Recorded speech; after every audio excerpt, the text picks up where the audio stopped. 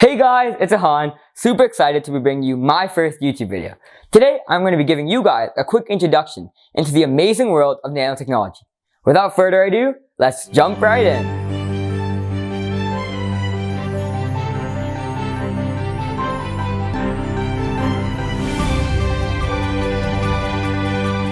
Tiny robots traveling in your bloodstream, deleting cancer cells before they even become dangerous? Fully efficient solar panels that allow us to harness and convert much more energy? What about a flexible and strong material for a space elevator? All of this and so much more can be done with nanotechnology. Nanotechnology can be one of the most influential technologies of our generation. But it is very misleading and very few people actually understand what nanotechnology is. To simplify it, let's break down the word into nano and technology. Now, technology is often associated with things like artificial intelligence, self-driving cars, iPhones, and more, but that's really far from what it is. The actual definition of technology is the application of science to solve a problem. Now, the technology part of nanotechnology encompasses some technology, some engineering, and lots of variety of sciences. Now, moving on to the nano part of nanotechnology, this is where things go to the next level. 1 nanometer is 1 billionth of a meter. I'll say it again, 1 billionth of a meter. Now, one of the best ways to put this in perspective is to look at one of the smallest things we can see with the naked eye, a single human hair. Now, one single human hair is 90,000 nanometers wide. Yep, that's right, a single human hair 90,000 nanometers wide. Look at this image right here. This is a 1 nanometer wide nanowire curled on top of a human hair. Exactly. As you know, everything around us is made up of atoms. Atoms, and more specifically, the arrangement of atoms, is what creates all of the surface properties and functions of each individual material.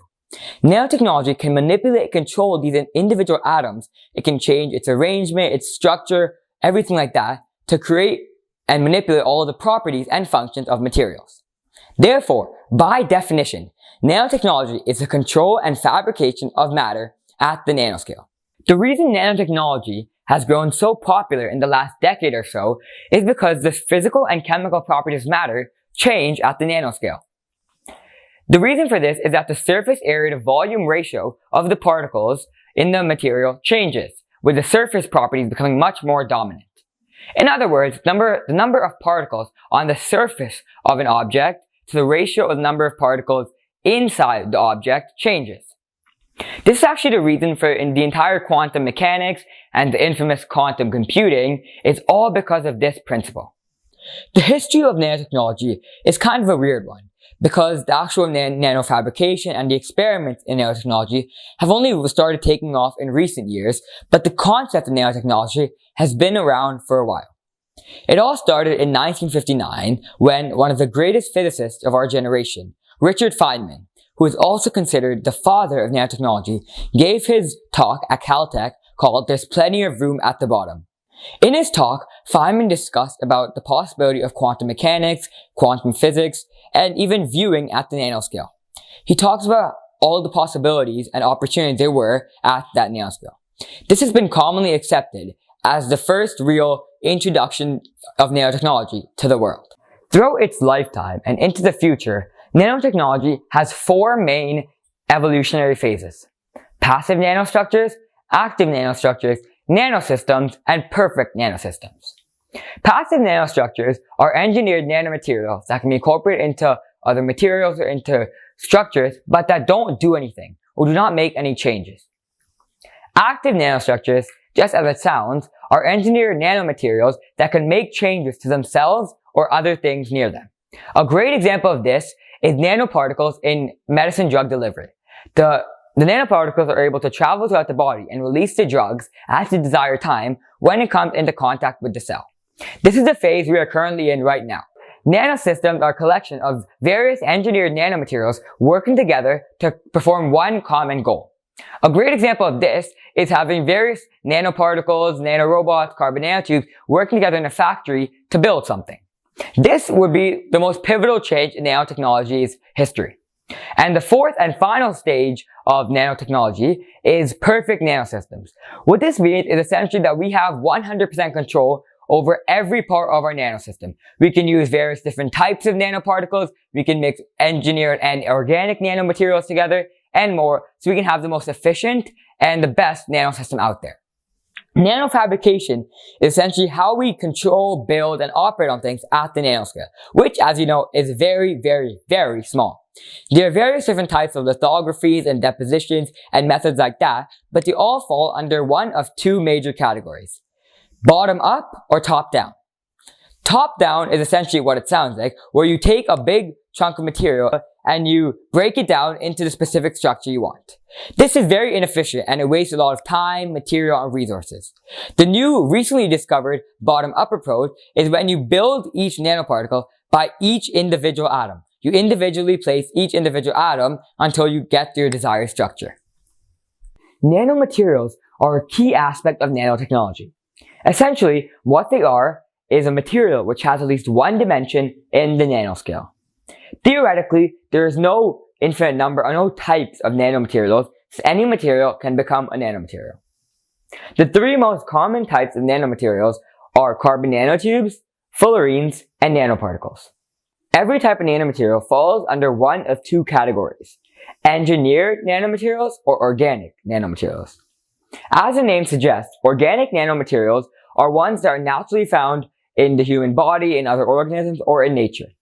Engineered nanomaterials are ones that are created by us in a lab to solve a specific purpose. The thing about nanomaterials is that they're often referred to as a double-bladed sword because their incredibly small size makes them have numerous benefits, as you know, but also makes them incredibly hard to deal with. There are several different types of nanoparticles, and they can each have a variety of different uses. Refer to this image. This is an example of all the types of nanoparticles that can be used in targeted drug delivery to the brain. As you can see, there's gold nanoparticles, nanoliposomes, nanospheres, nanocapsules, and so much more, and they each have their own individual purpose and uses. We cannot make a nanotechnology video without talking about graphene. Graphene is a single atom thick sheet of carbon atoms very strongly bonded to one another.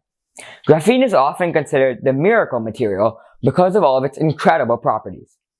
Graphene is the strongest material known to mankind, 200 times stronger than steel, lighter than a paper, and still has some incredible mechanical and electrical properties. It is an extremely good electrical conductor. It is the best material to conduct heat, and it is so strong it can stop a live bullet.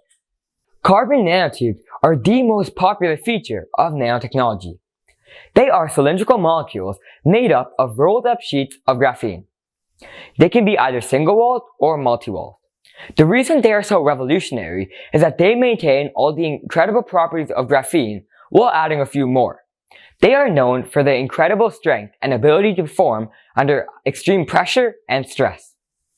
Self-assembly is a vital part of nanofabrication and nanotechnology in general. It describes a process in which groups of components come together to form an ordered structure without any external help. There are two branches of self-assembly, so to say. One in nanofabrication, and one that is found in nature, in the human body, and in nanomedicine. Self-assembly in nanofabrication is when atoms, molecules, or any other nanotechnology building blocks are the ones being organized into the structure. This is the most promising and practical approach for nanofabrication because it allows us to create previously unachievable nanostructures. The second type of self-assembly is found in the human body, in nature, and is used in nanomedicine. This type uses non-covalent bonds and is directed by the attractions and repulsions from the individual molecules. A great example of this is DNA origami in the human body. As I mentioned before, nanotechnology is like a double-edged sword. Its greatest benefit is also its greatest weakness: its size. When it comes to viewing, interacting, and manipulating atoms at the nanoscale, any traditional light microscope, no matter how powerful, is completely ineffective.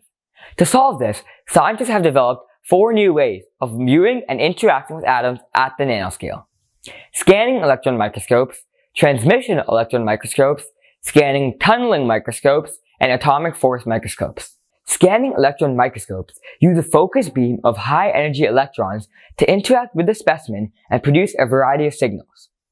These signals reveal lots of information about the specimen, like its texture and chemical composition. Transmission electron microscopes use a similar focused beam of high-energy electrons to pass through the specimen and provide information to a detector. This allows for details as small as individual atoms to be displayed, as well as the internal structure. Scanning tunneling microscopes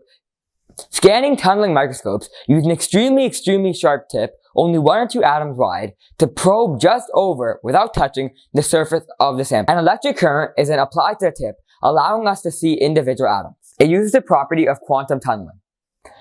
Atomic force microscopes use a cantilever with another sharp tip attached that travels so close to the surface of the specimen that the atomic forces cause it to deflect.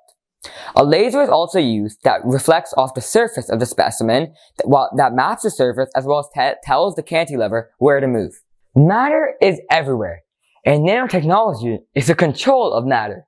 So therefore, shouldn't nanotechnology be everywhere? And it is! The unique electrical, optical, and mechanical properties that nanotechnology creates has the potential to revolutionize or create amazing impact in almost every single industry known to mankind. Medical, electronics, environmental, energy generation, space tech, and so many more. Let's look at some of the examples. In medicine, nanotechnology delivers extremely promising approaches for new cancer treatments, personalized medicine, and targeted drug delivery. In electronics, the whole field of quantum computing is actually a subfield of nanotechnology. Additionally, graphene processors and graphene transistors can make our computers much more efficient. In energy generation, nanotechnology can allow solar cells to become much more efficient and allow us to harness tons of more energy. Keep in mind, these are only some out of the thousands of applications in hundreds of industries. Nanotechnology is incredible, but like anything else, it has its challenges. A major challenge for nanotechnology at its current stage is that it's not very widespread. What this means is that there's not enough information about any health or safety aspects of nanomedicine, nanotechnology in the body, and we don't have enough information to make fully informed decisions. The second major challenge for nanotechnology is that there's no current way to mass produce any of the nanoparticles, nanomaterials, or nanostructures. They each take a lot of time and effort to develop. Apart from its challenges, a variety of ethical concerns has arisen due to nanotechnology being such a new and emerging field. The most common one is in the field of nanomedicine, where people are concerned about the health risks of putting things like nanobots and nanomaterials in our bodies. The next one is about weaponry. We all know nanotechnology is super powerful, but what's stopping it from being used against us? Some other common ones include whether nanotechnology can be used to infiltrate our privacy or breach our security. The last one is about government regulations and what are the governments going to do to stop these things from happening. Thanks so much for watching. I had a lot of fun making this one. Please make sure you like, subscribe, and share it with a friend. If you have any more questions or just want to chat with me more about nanotechnology in general, feel free to reach out to me via my LinkedIn, email, or Twitter. See you guys next time.